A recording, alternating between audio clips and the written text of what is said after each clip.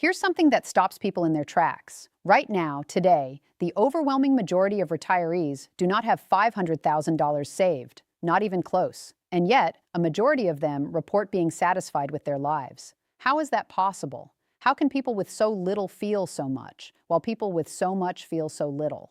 That gap between what we think retirement requires and what it actually requires is enormous. It's the size of a canyon, and most of us are standing on the wrong side of it, looking across, convinced we'll never make the jump. But here's the truth. 7 specific statistics about retirement in America right now will completely change how you see your own situation. Some of them will shock you, some will comfort you, some will make you angry, and at least one might make you want to walk into your boss's office tomorrow and hand in your notice. Let me start with the first one because it sets the tone for everything else. The median retirement savings for Americans aged 65 to 74 is just over $200,000. Not $1 million, not even $500,000, $200,000. Let that sink in for a moment. The number you've been told you need? Most people retiring right now never came close to hitting it. They retired anyway, and many of them are doing just fine. Some are even thriving. So how does that work? How do people with so little walk away from their jobs with confidence, while people with 3 times that amount stay awake at night worrying? The answer is the entire point of this video, and it's not what you've been led to believe. Before we go any further, let me tell you about 2 women I've known for years. Their stories are going to come up again and again throughout this video because they illustrate everything I'm about to share. Patricia is 68, Ruth is 66. They live 3 blocks apart in a small town in upstate New York. Patricia worked as an elementary school teacher for 34 years. She never made more than $58,000 a year, and that was only at the very end of her career. She lives in a small 2-bedroom house that she paid off when she was 59. Ruth worked as an accountant for a mid-sized firm. She earned much more than Patricia. Her last few years, she was pulling in close to $130,000. She has a beautiful home in a nicer part of town. She drives a newer car. She takes a vacation every year. Patricia retired at 62. Ruth is still working full-time at 66 and tells anyone who'll listen that she's not sure when she'll be able to stop. Same town, same era, same economy, 2 completely different realities. How did this happen? That's the question we're answering today, statistic by statistic. By the end, you'll see your own retirement situation through a lens you've probably never used before. Before we continue, if you haven't hit that subscribe button yet, this would be a really good time to do it. I make videos like this every week, and I'd hate for you to miss the next one. Now let's get into statistic number 2, because this one floored me when I first saw it. Roughly 40% of Americans approaching retirement age have no retirement savings at all. 0. Not a small amount, not a modest amount. Nothing in a 401k, nothing in an IRA, nothing set aside. These aren't lazy people. These aren't people who made bad choices. Many of them worked their entire lives. They raised kids, they paid bills, they survived recessions and layoffs and medical emergencies. And at the end of all that, they have no retirement savings to show for it. So what happens to them? Most of them lean almost entirely on Social Security. And here's where the picture gets interesting. The average Social Security check in America right now is just under $2,000 a month. That's roughly $24,000 a year. Think about that. $24,000 a year is what millions of Americans are living on in retirement. And many of them somehow are making it work. They've adjusted their lives, they've simplified, they've discovered that the basic comforts of life don't cost nearly as much as we've been told. Patricia falls partly into this group. She has about $90,000 in savings. Not much, but her Social Security check is $2,100 a month, and her teacher's pension adds another $1,400. That's $42,000 a year in guaranteed income.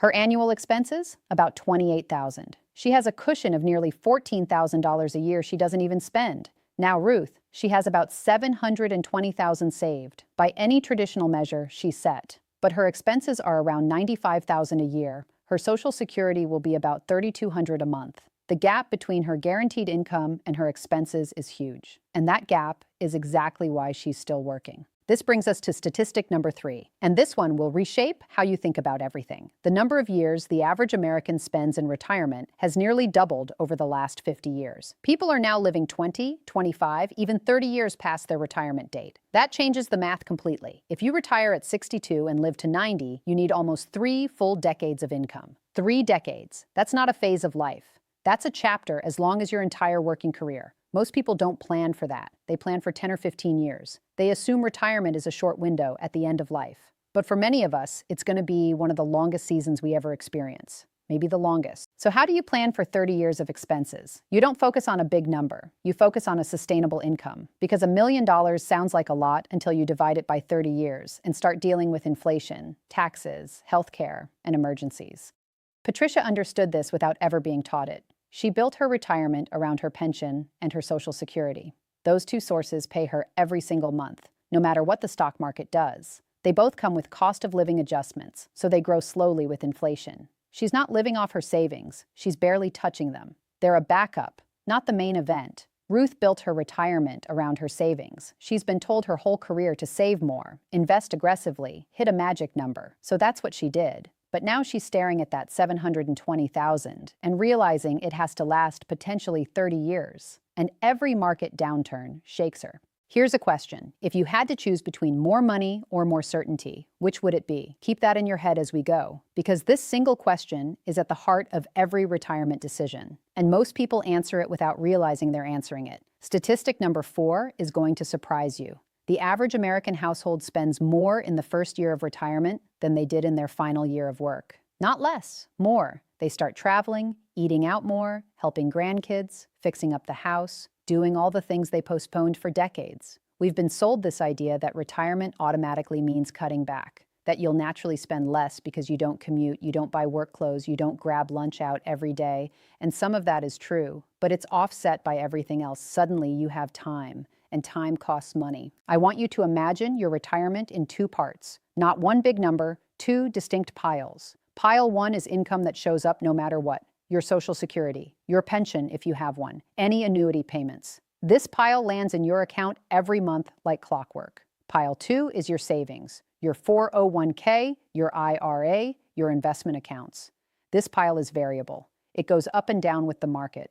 You have to decide how much to take, when to take it, where to take it from. If Pile 1 covers most of your living expenses, you can let Pile 2 grow and use it for the fun stuff, travel, gifts, emergencies. Pile 1 keeps the lights on. Pile 2 makes life rich. That's a sustainable system. If Pile 1 only covers half your expenses, Pile 2 has to do double duty. It has to fund your daily life and your dreams. And every dollar you pull from it is a dollar that can't grow. That's a stressful system, no matter how much is in the account. Patricia's Pile 1 covers her expenses, plus a surplus. Her Pile 2 is for emergencies and joy. Ruth's Pile 1 will barely cover half her expenses when she retires. Her Pile 2 will have to do the heavy lifting.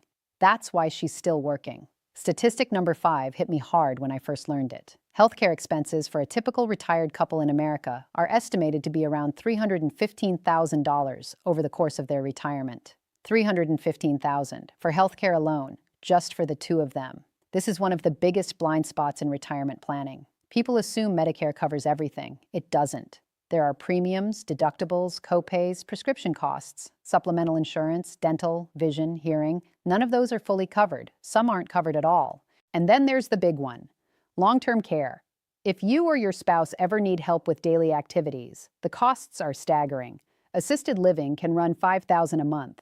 Nursing home care can hit $10,000 a month or more.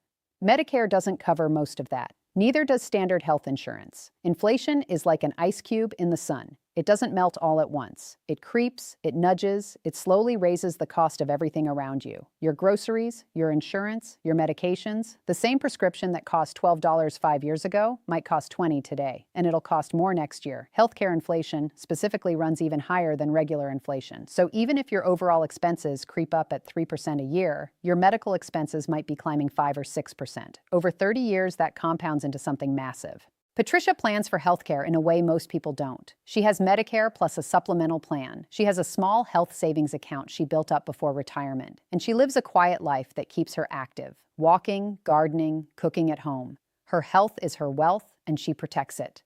Ruth assumes Medicare will handle everything. She hasn't researched supplemental plans. She doesn't have long-term care insurance. She's never seriously priced what a year in assisted living would cost. That uncertainty quietly haunts her, even if she doesn't say it out loud. Quick pause. If you're new here, hit subscribe. I've got a lot more of these waiting for you. Now let's get into statistic number 6, because this one might be the most important of them all. Roughly 70% of Americans claim Social Security before their full retirement age. They take it early. They take it at 62 or 63 or 64. And in doing so, they permanently reduce their monthly check, often by 30% or more. Think about that. 70%, the vast majority. Most people are leaving money on the table for the rest of their lives because they don't understand how Social Security actually works. Think of your benefit like a faucet. Behind that faucet is a pipe, one you've been filling your entire working life.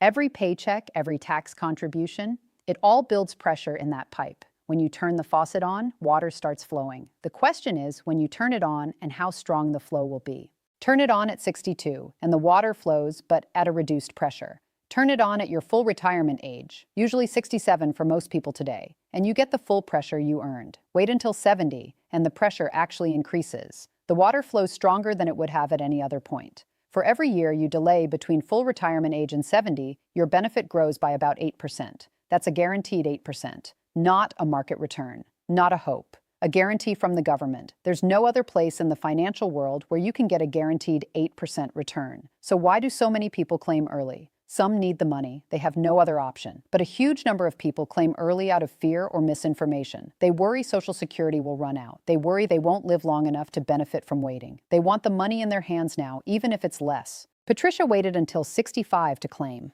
Not quite her full retirement age, but close. She used her pension and a small amount of her savings to bridge those few years. Her check today is about $2,100 a month. If she'd claimed at 62, it would have been closer to $1,600. That $500 difference is going to compound over 20-plus years of retirement. Ruth plans to claim at 70. She wants the maximum check, but she's still working at 66 because she doesn't have the savings to bridge the gap. So she's spending years of her life at a desk, not because she loves it, but because she's scared of getting the timing wrong. The Social Security decision is dragging her remaining working years out. Here's the truth about claiming Social Security. The right age isn't a universal answer. It depends on your health, your finances, your guaranteed income from other sources, and your spouse. But the data is clear. Most people would be better off waiting longer than they actually do.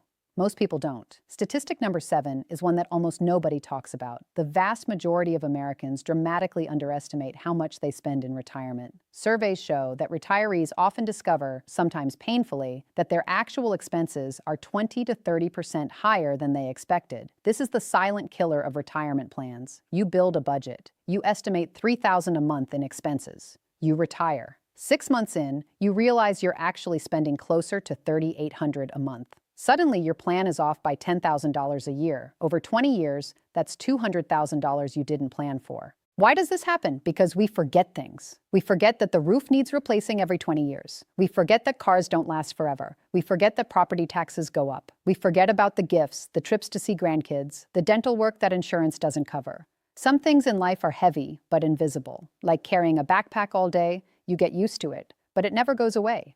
That's what hidden expenses feel like in retirement. They quietly weigh down your plan year after year until you realize the load is heavier than you thought. Patricia tracked her expenses for 2 full years before she retired. She wrote down every grocery trip, every utility bill, every random purchase. By the time she retired, she knew exactly what her life cost. There were no surprises. Her budget was based on reality, not hope.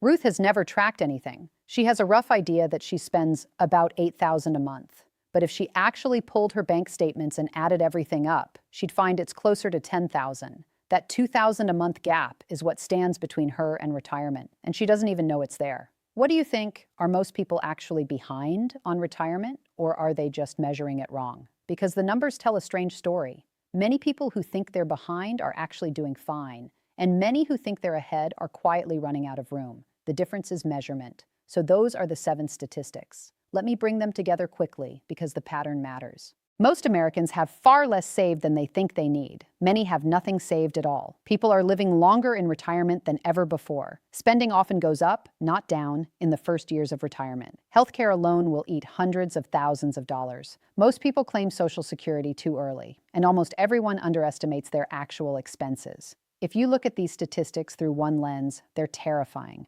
They make retirement look impossible, like a mountain nobody can climb. But if you look at them through a different lens, something shifts. They tell you exactly where to focus. They tell you what really matters. They tell you that millions of Americans are retiring successfully without millions of dollars in the bank. And that means you might be able to as well. It's not about who has more saved. It's about who has more certainty. Patricia doesn't have much saved, but her income is rock solid. She knows what comes in every month. She knows what her expenses are. She knows her plan works because she's tested it. Ruth has a lot saved, but her income is uncertain. She knows her expenses are high. She knows her plan depends on the market staying healthy for 30 years. She sleeps less than Patricia, despite having 7 times more in the bank. So why does this video want you to retire today? It doesn't really. Of course, you shouldn't make a major life decision based on a YouTube video. But the urgency is real. Because every year you wait, every year you stay in a job you've outgrown, every year you delay because of a number that may not even matter, you're trading something irreplaceable: time. Time with your spouse, time with your kids, time with your grandkids, time when your body still moves freely, time when your mind is still sharp, time when the world is still full of possibility. That time doesn't come back. You can't earn more of it. You can't save it. You can only spend it. The statistics in this video aren't meant to scare you. They're meant to wake you up, to make you look at your own situation with fresh eyes, to make you ask, am I closer to retirement than I think? Could I leave my job sooner than I've been telling myself? What am I waiting for? Now let me give you some practical things you can do this week. Not someday, this week. First, calculate your real guaranteed income.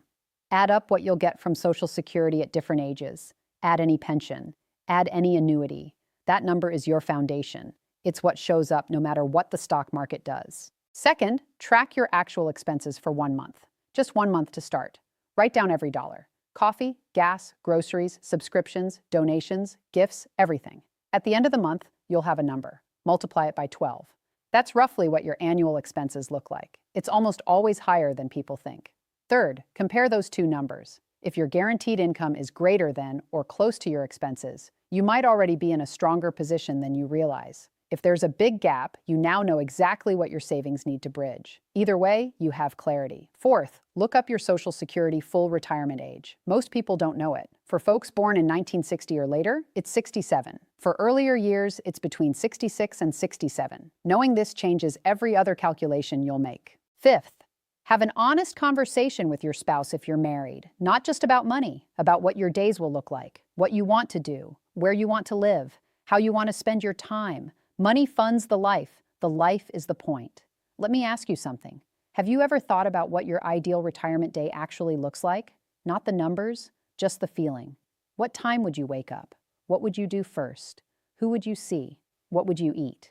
Most people have never sat down and pictured it. They've only worried about whether they could afford it. Picture it first, then figure out what it actually costs. You might be surprised. Patricia pictures her days easily. She knows them. She lives them. Coffee on the porch, a morning walk, volunteering at the library on Tuesdays, lunch with her sister on Thursdays, watching her grandkids after school on Fridays, reading in the evenings. A small life by some standards, a rich life by hers. Ruth has never pictured her days in retirement. She's only ever pictured the dollar amount in her account. So even if she stops working, she's not sure what she'll do. That uncertainty keeps her working because work fills the empty space. Work answers the question of what to do with the day. This is the part of retirement nobody warns you about. You don't just need money, you need a life, a reason to get out of bed, people to see, things to do. Without those, retirement becomes a long, quiet stretch of empty time. With them, it becomes the richest chapter of your life. You may already have what people with millions are searching for. If you have a paid-off house, if you have a reasonable income coming in, if you have people who love you and a life that has meaning, if you wake up most days without dread, that's not nothing. That's what the people with the big numbers are actually trying to buy. The statistics in this video paint a picture that should both alarm you and free you. Alarm you because retirement is harder than we've been told. Free you because the way to win at it isn't what we've been told either. It's not about hitting a magic number. It's about building a sustainable life. Patricia didn't hit any magic number. Her total savings would be considered a failure by most retirement calculators. But her life works. Her income covers her expenses. Her expenses match her values. She has time and love and peace and purpose. She has won at retirement, even if no spreadsheet says so. Ruth might never feel like she's won. Even when she finally retires, she'll probably still worry about money. Because the habit of worry is deeper than any account balance. The mindset of scarcity doesn't disappear when the number gets bigger. You have to build a different mindset on purpose. So if you take one thing from this video, take this. The retirement system in America rewards people who think clearly more than it rewards people who simply accumulate. Clarity beats accumulation. Income beats assets. Purpose beats numbers. Your income needs to be greater than your expenses, but your confidence needs to be greater than your fear. Numbers matter, but how you feel about those numbers, that matters just as much. And that feeling, that confidence, it doesn't come from having more. It comes from understanding more. Sit down this week with a notebook. Write your real numbers, the actual ones. What's coming in, what's going out, what you have saved, what you owe. Look at the truth, not the assumption. Because the truth might surprise you. The truth might tell you that you've been more ready than you've felt. And once you know the truth, you can make decisions. Not based on fear, not based on what the magazines say, not based on what your neighbor is doing. Based on your life, your goals, your situation. That's the only retirement plan that ever actually works. The one built on your own honest numbers. If you've made it this far, you care about this. You care about your future. You care about doing this right. And that already puts you ahead of most people. Because most people avoid these numbers their entire lives. You're not avoiding them. You're facing them. That matters. If this video helped you see your retirement in a new way, hit that subscribe button. I've got a lot more where this came from. Until next time, take care of yourself. Take care of your numbers. And remember, the goal isn't to retire with the most. It's to retire with enough. And enough might be closer than you think.